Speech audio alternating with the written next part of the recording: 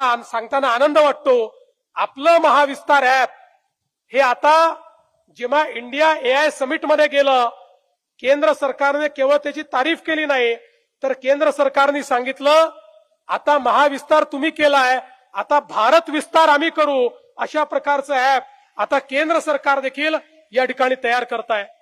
केंद्र सरकारचं ऍग्रीस्टॅक एक अशा प्रकारची डेटाबेस आपण तयार केलेली आहे. ऍग्रीकल्चरचं संपूर्ण डिजिटायझेशन ऍग्रीस्टॅकच्या माध्यमातून केलंय. पुढच्या काळामध्ये सगळ्या योजना ऍग्रीस्टॅक आणि डीबीटीच्या माध्यमातून आपण चालवणार आहोत. पुढच्या काळात आपल्याला शेतकऱ्यांची जी मदत आहे, ही मदतही satellite, agristack, drone technology, AI, ML अशा सगळ्या गोष्टी एकत्रित करून त्या ठिकाणी करायची आहेत. म्हणजे जो गरजू शेतकरी आहे तो आपल्या योजनेतनं कधी सुटणार नाही आणि योजनेचा दुरुपयोग करणारा जो आहे त्याला दुरुपयोग करता येणार नाही. इतके हजारो कोटी रुपये, 30-30 हजार कोटी रुपये आपण खर्च करतो, ते पैसे आपल्याला त्या ठिकाणी योग्य ठिकाणी खर्च करता येतील. आणि पुण्याचं जिल्हा प्रशासन, आपलं कृषी विद्यापीठ या सगळ्यांनी मिळून एक अतिशय सुंदर अशा प्रकारचा उपक्रम सुरू केला. मग अशी मामांनी ज्याचा उल्लेख केला की हा उपक्रम जो सुरू झाला त्याची संकल्पना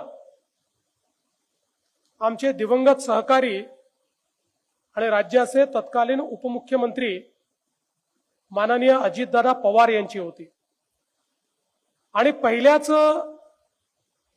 सत्रामध्ये ज्यावेळी ही ऍग्री हॅकॅथॉन झाली आणि आपले जिल्हाधिकारी जितेंद्र डुडी यांनी मला निमंत्रित केलं आणि त्यावेळेस त्यांनी असं सांगितलं की खूप चांगले मॉडेल्स ऍग्री हॅकॅथॉन मध्ये आले आहेत. मी भेट द्यायला आलो, समारोपाला आलो आणि ज्यावेळी हे सगळे मॉडेल्स या ठिकाणी मी बघितले त्यावेळी मी देखील आश्चर्यचकित झालो. इतके सुंदर वेगवेगळ्या प्रकारचे प्रयोग हे या ऍग्री हॅकॅथॉन मध्ये करण्यात आले होते.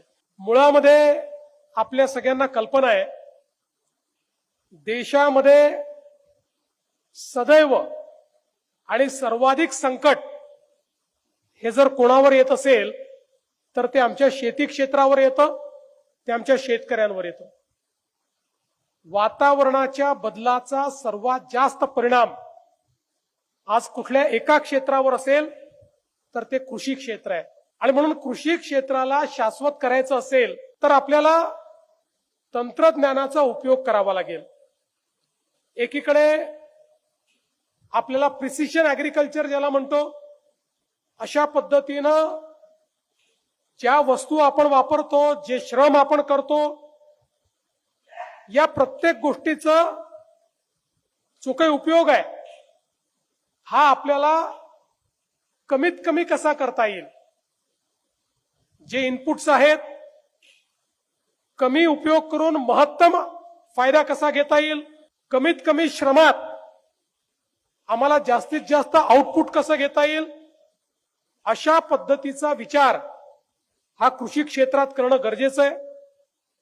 पाण्याचं व्यवस्थापन असेल, कीड व्यवस्थापन असेल, हार्वेस्टिंग असेल, या प्रत्येक गोष्टीमध्ये तंत्रज्ञान आल्याशिवाय शेती क्षेत्रातलं संकट आम्ही संपवू शकत नाही. आणि म्हणूनच आज अशा प्रकारच्या ऍग्री हॅकॅथॉनच्या माध्यमातून इतक्या चांगल्या प्रकारचं तंत्रज्ञान आपल्याला कृषीच्या क्षेत्रामध्ये या ठिकाणी पाहायला मिळतं. यावर्षी देखील जवळपास मला सांगण्यात आलं 1290 एंट्रीज देशभरातनं या ठिकाणी आल्या होत्या.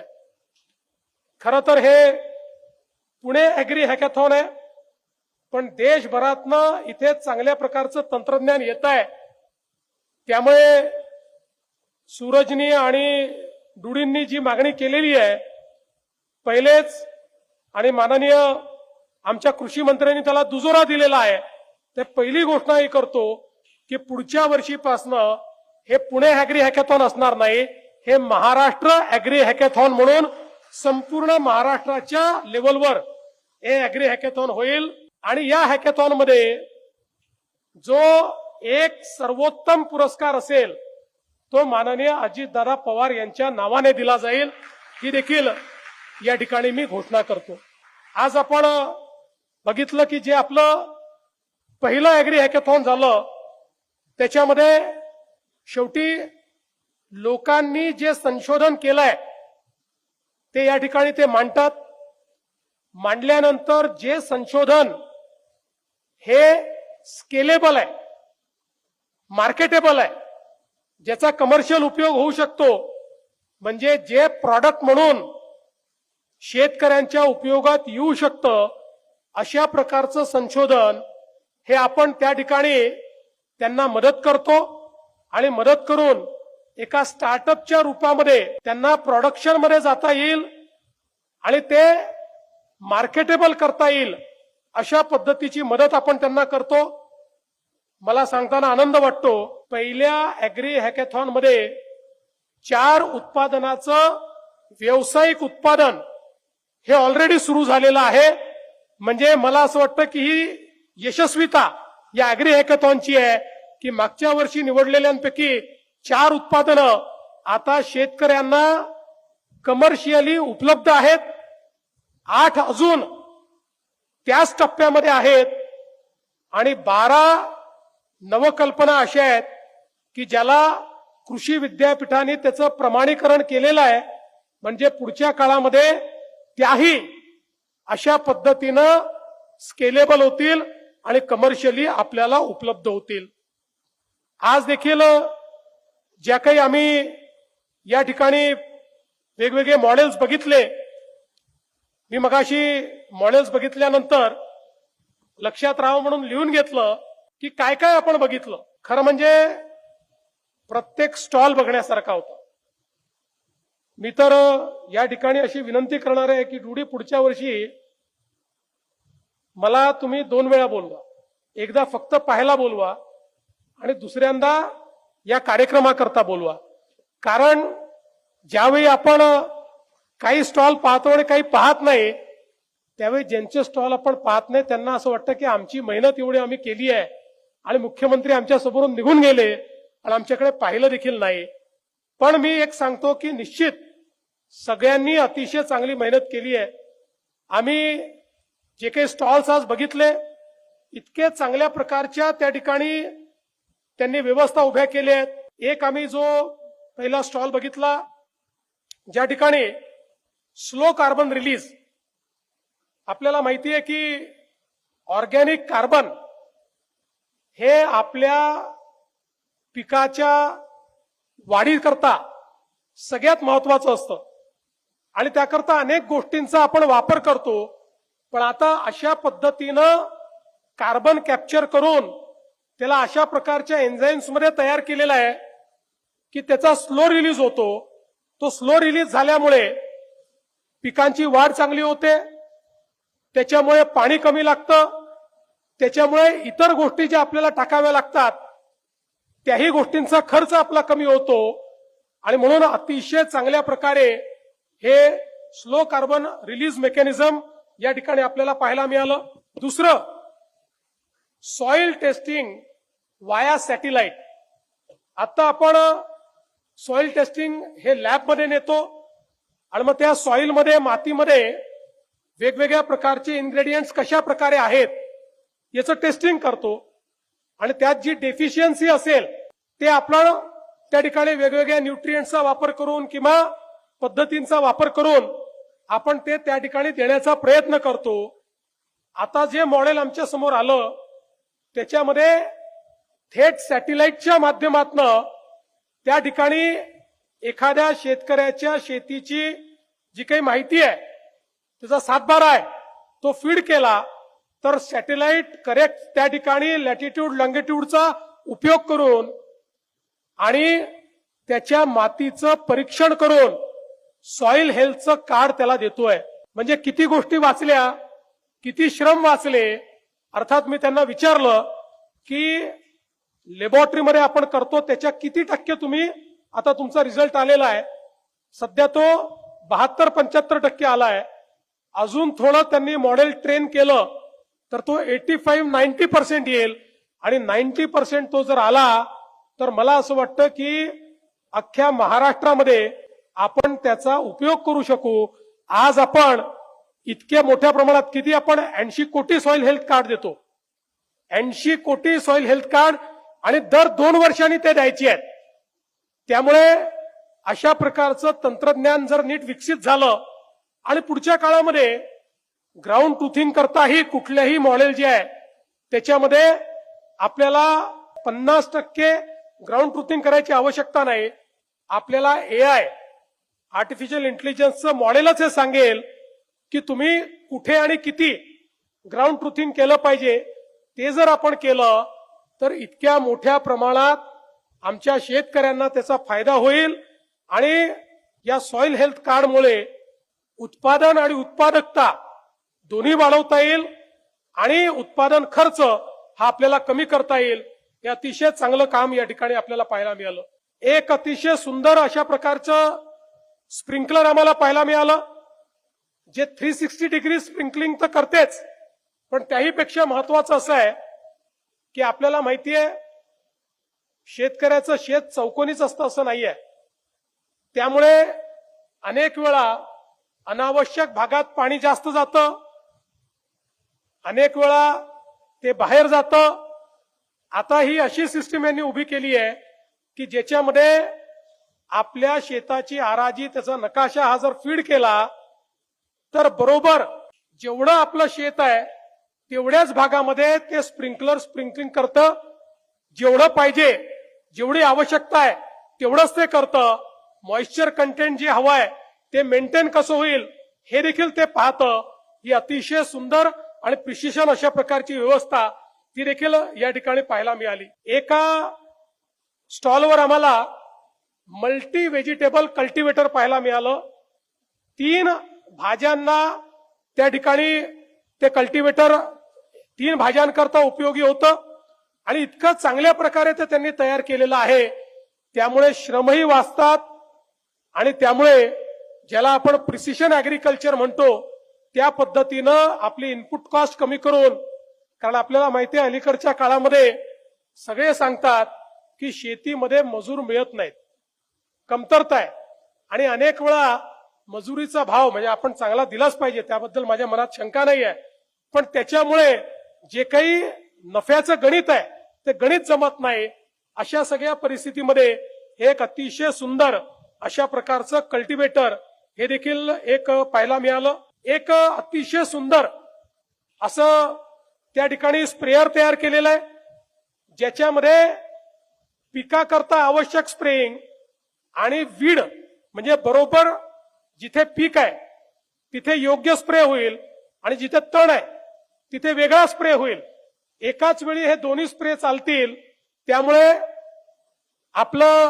आपण जी काही फवारणी करतो त्याचा नाश कमी होईल, ते महत्तम आपल्याला वापरता येईल आणि तणनाशक हे त्या ठिकाणी असल्यामुळे आणि हे सगळं जे आहे हे ड्रोन, सॅटेलाइट अशा वेगवेगळ्या गोष्टींचा उपयोग करून आणि त्या ठिकाणी हे सगळं होताना आपल्याला पाहायला मिळत आहे. 3 अतिशय चांगले मॉडेल्स या ठिकाणी पाहायला मिळाले जे अर्थातच सॅटेलाइटचा आणि ड्रोनचा उपयोग करून सगळ्या प्रकारे आपल्याला आज क्रॉप इन्शुरन्स करता किंवा आपल्याला क्रॉपिंग सायकल जे आहे याची काय परिस्थिती आहे याकरता इतका मॅनपॉवर लावावा लागतो आणि दरवेळी आपल्याला माहिती आहे की एखाद्या भागामध्ये इन्शुरन्सचे पैसे मिळतात, एखाद्या भागात मिळत नाही. काही लोक म्हणतात आमचं पीक नष्ट झालं तरी आम्हाला मिळालं नाही. काही लोक सांगतात आमच्या भागात तसा फार प्रॉब्लेम नव्हता पण तुमचा SMS आला आणि आमच्या खात्यात पैसे जमा झाले. त्यामुळे या सगळ्या गोष्टी जर आपल्याला दूर करायच्या असतील, मी तुम्हाला सांगतो शेतकऱ्याला मदत करण्याकरता कधीच पैसे कमी नाहीत, आम्ही कमी पडू देणार नाही. अपेक्षा काय आहे ती योग्य शेतकऱ्यांना मिळाली पाहिजे, अडचणीतल्या शेतकऱ्याला मिळाली पाहिजे. अनेक वेळा आम्ही इन्शुरन्सचे पैसे देतो, मदतही करतो आणि त्यानंतर बाजार समितीमध्ये जेव्हा क्रॉप अरायव्हल पाहतो ते मागच्या वेळेस एवढंच असतं. त्याच्यामुळे मग असं लक्षात येतं की काहीतरी याच्यामध्ये कुठेतरी गडबड आहे. आणि म्हणून हे जे वेगवेगळ्या प्रकारे सॅटेलाइटचा उपयोग करून, ड्रोन्सचा उपयोग करून त्या ठिकाणी सगळ्या प्रकारचं म्हणजे जे इन्शुरन्स करता किंवा क्रॉप डॅमेज करता ज्या ज्या प्रकारचे निकष पाहिजेत त्या सगळ्या प्रकारचे निकष सॉइल मॉइश्चर पासनं तर त्या ठिकाणी ज्या ज्या गोष्टी आहेत त्या सगळ्या गोष्टी सगळे इंडेक्स हे मॅप करता येतील अशा प्रकारच्या जे 2 मॉडेल होते. आणि तिसरं मॉडेल हे मोबाईलचा वापर करून मोबाईल व्हिडिओच्या माध्यमातून त्या ठिकाणी आपल्यालाच आपल्या शेतीमध्ये नुकसान भरपाईचा पंचनामा करता येईल. आणि त्याकरता कंप्लीट जे एआय असिस्टंट आहे तो आपल्याला सांगत राहील की तुमचा फोटो नीट नाहीये, जवळ जाऊन फोटो काढा, अशा पद्धतीनं काढा, अशा प्रकारचा व्हिडिओ काढा. आणि आपण जे काही कागदपत्र अपलोड करू त्याचंही प्रमाणीकरण हे त्या मोबाईलच्या माध्यमातून करता येईल. अशा पद्धतीचं देखील एक अतिशय चांगलं मॉडेल हे आम्हाला या ठिकाणी पाहायला मिळालं. एका आमच्या अतिशय तरुण अशा शेतकऱ्याने किंवा आमच्या एका तरुण इनोव्हेटरने जी काही आमच्या ऊसातली कीड असते ती कीड कशा पद्धतीनं समाप्त करता येईल या संदर्भातलं अतिशय ऑर्गॅनिक मॉडेल हे त्या ठिकाणी आम्हाला दाखवलं. आणि मला असं वाटतं की खूप चांगलं संशोधन हे ही कीड समाप्त करण्याकरता ज्या काही अळ्या असतील त्या समाप्त करण्याकरता त्यांनी त्या ठिकाणी तयार केलं. मला असं वाटतं खूप चांगल्या पद्धतीनं तेही मॉडेल आपल्याला पाहायला मिळालं. आणि मला अतिशय आनंद आहे की आता आपण ज्यांचा सत्कार केला सगळ्यांचंच अभिनंदन आहे. पण एक युवा प्रशांत कराड याचं वय वर्ष 20 आहे. या 20 वर्षाच्या इनोव्हेटरचा आपण या ठिकाणी सत्कार केलेला आहे. आणि त्यांनी जे मॉडेल तयार केलंय ते सूरज मांढरेजी तुमच्या विभागाचं त्रास कमी करणारं, तुम्हाला कमीत कमी श्रम लागतील आणि अॅक्युरेट तुम्हाला गोष्टी कॅप्चर करता येतील अशा प्रकारचं अतिशय चांगलं मॉडेल हे त्यांनी तयार केलेलं आहे. त्यामुळे मला असं वाटतं की प्रत्येक गोष्टीचा जर विचार केला आणि आपल्याला माहिती आहे हॅकेथॉन मध्ये आपण प्रॉब्लेम स्टेटमेंट देतो. आता या ठिकाणी 9 प्रकारचे प्रॉब्लेम स्टेटमेंट आपण दिले होते. वेगवेगळे विभाग 9 प्रकारचे दिले होते की ज्या विभागांमध्ये पाण्याचं व्यवस्थापन असेल, आपल्या सोलरचं असेल, अशा वेगवेगळ्या गोष्टी होत्या. या प्रत्येक विभागामध्ये लोकांनी आपलं इनोव्हेशन केलं आणि त्यातल्या 9 इनोव्हेशन्सला पहिला आणि दुसरा क्रमांक आपण दिलाय. आता पुढचे आपले पोटेन्शियल इनोव्हेटर्स किंवा स्टार्टअप्स हे 9 आहेत.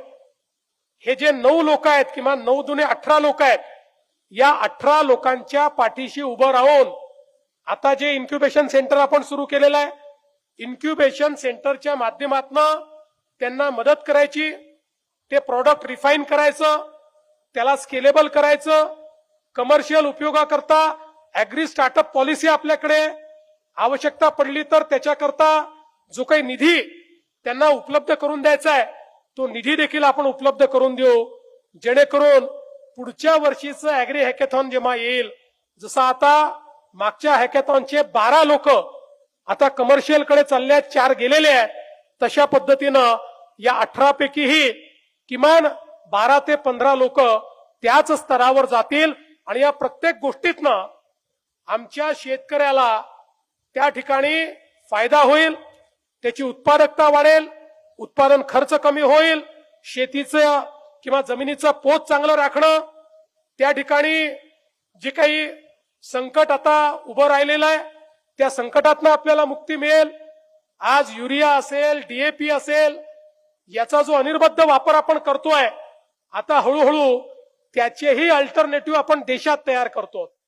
आणि चांगल्या पद्धतीनं आपण या ठिकाणी कशा प्रकारे हे सगळे एलिमेंट कॅप्चर करू शकू हा प्रयत्न आपण करतोय. काल मी आपल्या श्री रविशंकर यांच्याकडे गेलो होतो.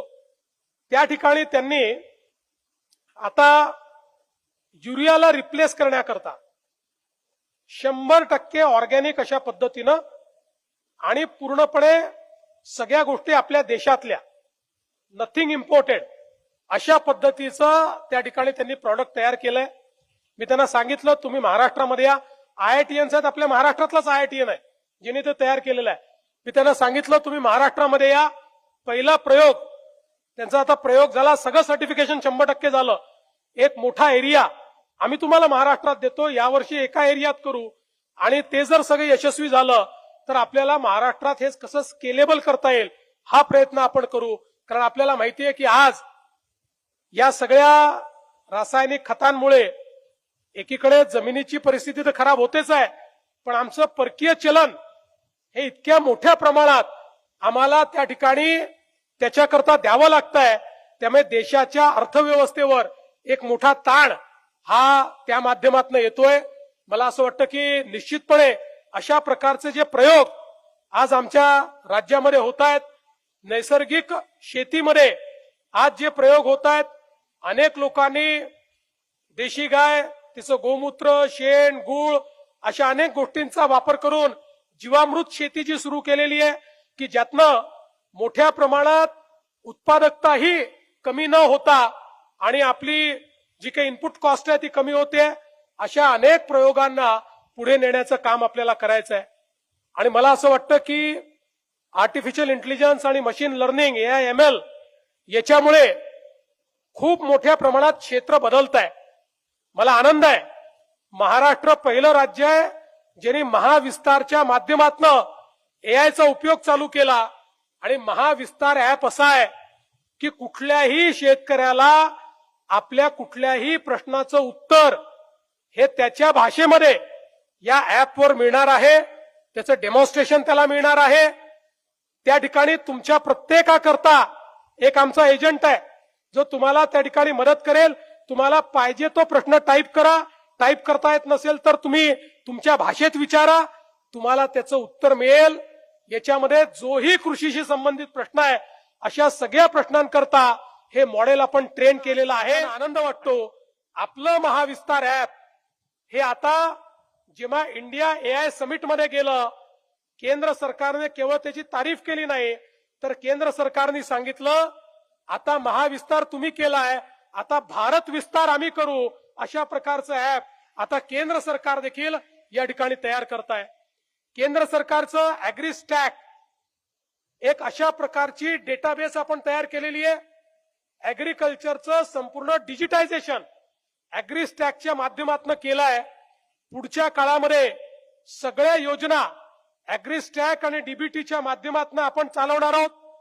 पुढच्या काळात आपल्याला शेतकऱ्यांची जी मदत आहे ही मदतही satellite, agristack, drone technology, AI/ML अशा सगळ्या गोष्टी एकत्रित करून त्या ठिकाणी करायच्या आहेत.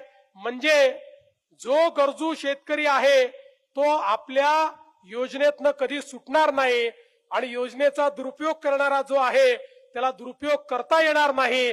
इतके हजारो कोटी रुपये, 30-30 हजार कोटी रुपये आपण खर्च करतो, ते पैसे आपल्याला त्या ठिकाणी योग्य ठिकाणी खर्च करता वाटतं की हा जो कार्यक्रम आहे हा अतिशय महत्वाचा कार्यक्रम आहे. तंत्रज्ञानाच्या माध्यमातून आपण कृषी क्षेत्राला त्या ठिकाणी फलदायी करण्याचा प्रयत्न करतो.